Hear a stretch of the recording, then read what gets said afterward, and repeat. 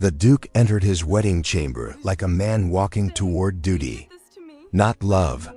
Outside, the palace still glittered with music and champagne after the royal ceremony. But inside the grand bedroom, silence lingered heavily between. The newly married couple, Duke Adrian Lancaster, did not even look at his bride as he removed his gloves slowly beside the fireplace.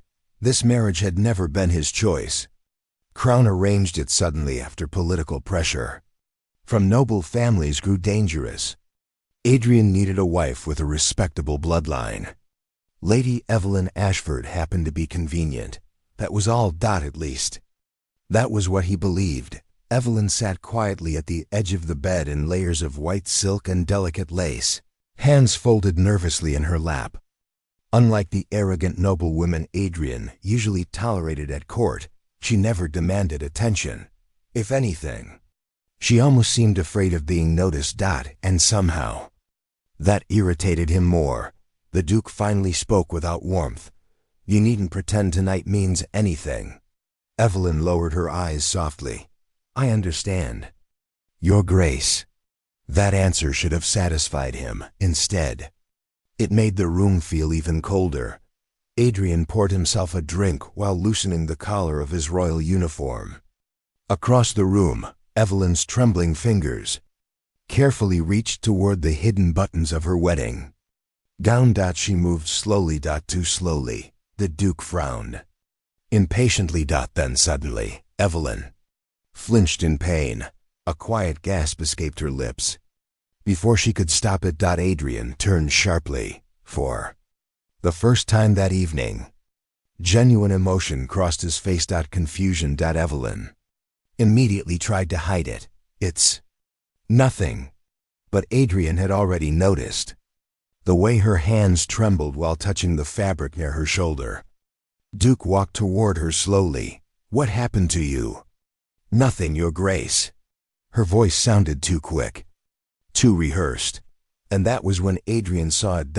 As Evelyn nervously adjusted the lace around her shoulder, part of the silk slipped slightly aside beneath the candlelight, revealing an old scar. Then another. Thin pale marks crossing softly over her skin like faded traces of violence long buried beneath elegance and royal etiquette. Adrian froze, because those were not ordinary scars. They looked disturbingly familiar. The room suddenly felt much quieter. "Who did this to you?" Evelyn's breathing became uneven. For several long seconds, she said nothing at all. Then quietly, "Please, don't ask." But Adrian could not stop staring. The scars continued beneath the lace, disappearing down her back. Cruel marks hidden carefully beneath years of expensive gowns and graceful smiles. And suddenly, something inside the Duke shifted. Uneasily, because he remembered those marks. Not the scars themselves. The night, 3 years earlier, the assassination attempt. Adrian had been ambushed while returning from a diplomatic gathering near the northern border. His carriage was attacked in the forest after midnight.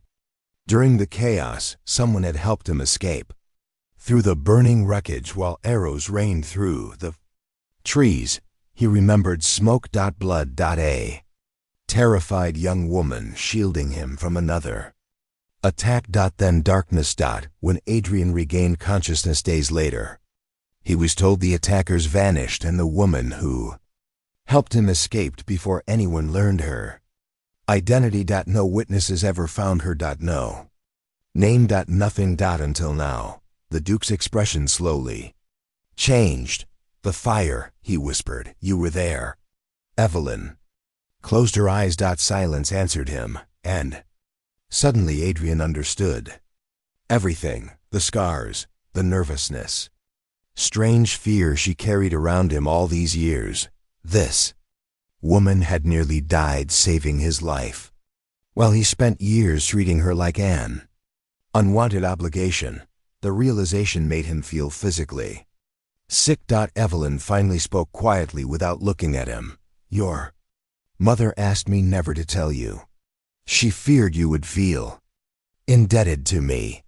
And after a while, I suppose I stopped believing it mattered. Those words shattered something inside him, because she truly believed her. Suffering meant nothing. Adrian looked at the scars again, not with disgust, with horror. He imagined her enduring years of pain silently while standing beside the same royal court that praised him as a hero for surviving the attack. Nobody ever thanked her. Nobody even knew, and worst of all, he had become one more person who hurt her.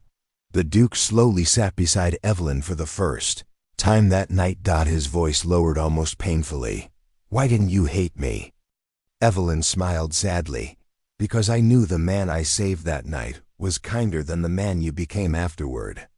The sentence hit harder than any insult ever could. For the first time in years, Adrian felt ashamed of the person he had become inside.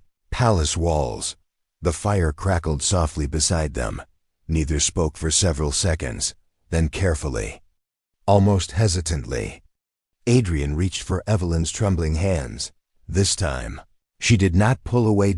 And for the first time since entering the room, the Duke looked at his wife not as a political arrangement, but as the woman who once risked her life to save his. Weeks later, the palace began noticing something unusual. The cold Duke, who once ignored his bride, now walked beside her everywhere. He personally escorted her down palace staircases, canceled royal meetings whenever her chronic pain became too severe. And during every formal gathering, he never once let go of her hand.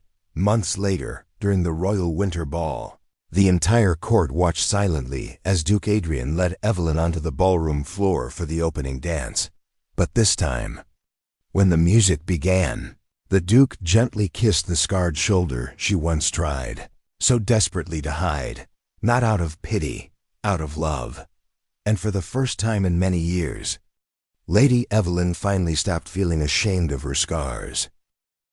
Some scars are not signs of weakness. Sometimes they are proof that someone loved deeply enough to suffer in silence. Subscribe for more emotional royal stories filled with heartbreak, betrayal, and unforgettable palace secrets.